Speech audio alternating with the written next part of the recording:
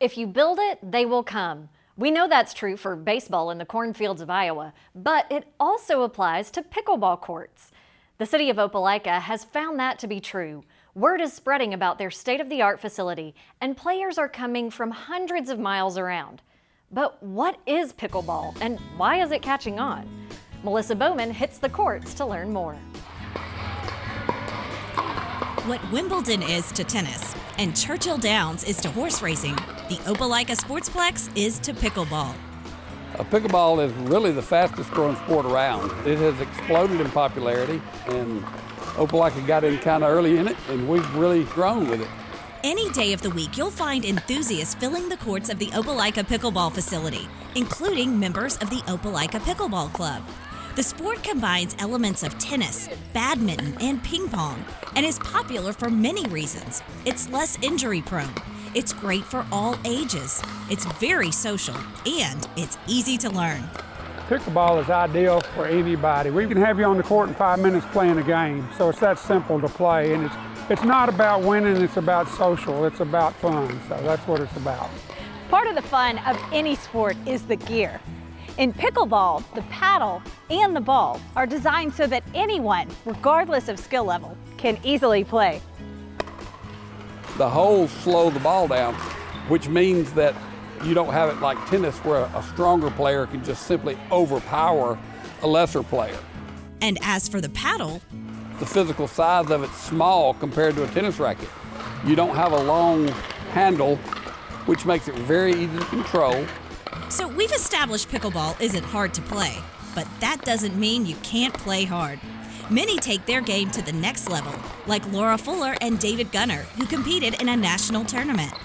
We went out to Indian Wells, California, in Palm Springs, and David and I competed in the 65 and over, and I had an awesome partner that carried me, and it was just a wonderful experience. And they certainly made Opelika proud. We won it. That's why you go, isn't it? To win. It's not just Opelika's players getting national attention, it's also Opelika's facility. We're standing on 12 covered courts, and we're building 12 more covered courts. And so we will have 24 covered courts, and I'm not sure anyone else has that. And it's certainly set us apart in terms of pickleball. I was talking to a person the other day that said he was playing pickleball in Tulsa. And he said everybody there was talking about, have you been to the Sportsplex in Opelika? So we're getting to be known. Having covered courts means weather isn't an issue. That's a plus when hosting tournaments, which Opelika does at least 4 times a year. The events draw hundreds of players from around the country, which is great for the city. It means a good deal of economic impact to Opelika. Our hotels rent out, tons of rooms. Our restaurants are full. People go shopping, they buy gasoline. So when we have one of these tournaments, it means something to the whole city.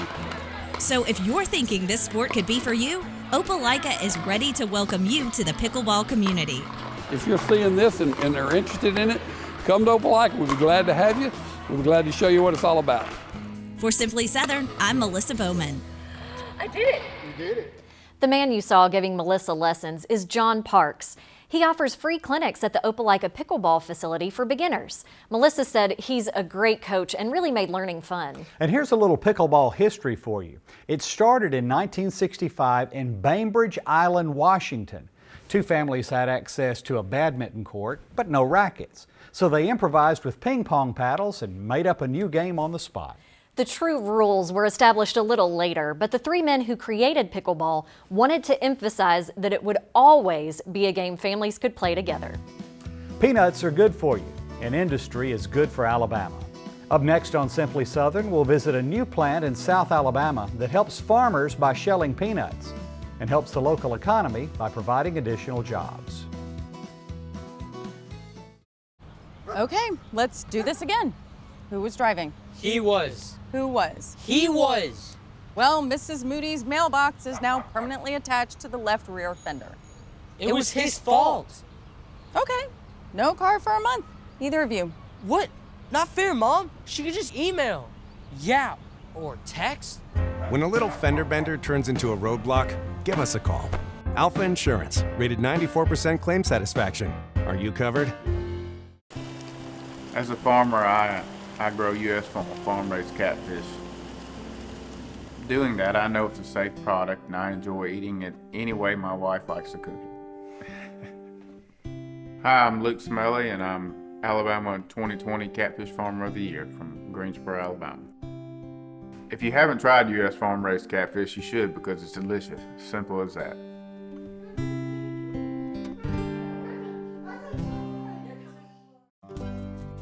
Soybean is a very versatile product. We make crayons out of it. A lot of the combines you see rolling through the fields have a lot of plastic side panels that are made from a soy product. The soybeans that we grow on our farm mostly goes into chicken feed. Soybean production in Alabama employs over 10,000 people. We grow some of the best soybeans in the world. We go the extra mile to make sure when our name is stamped on it, we know it's the best product we can produce. Redland Farms grew to Redland Cotton with the help of Alabama Farm Credit. After World War II, my grandpa bought land to start a farm, which was passed down to my dad. Now, my dad and I are producing quality American products from the cotton we grow right here on this farm. Through our relationship with Alabama Farm Credit, we are bringing jobs to Alabama and creating a legacy for future generations to come. Hey y'all, I'm Kim Earwood with Alabama Ag in the Classroom. I've hatched a new idea for a rural dictionary all about chicken farming. Chickens are kept warm with heaters called brooders. When day-old chicks are placed at a farm, the temperature in the house needs to be 90 degrees. Poultry houses are equipped with vent boards along the walls and stir fans along the ceiling to ensure good ventilation while keeping chickens warm and cozy. Ag education resources rule the roost online at alabamaAITC.org. While you're there, be sure to check out details about our annual free Summer Institute for Teachers. This Rural Dictionary is brought to you by Alabama Ag in the Classroom. See you next time.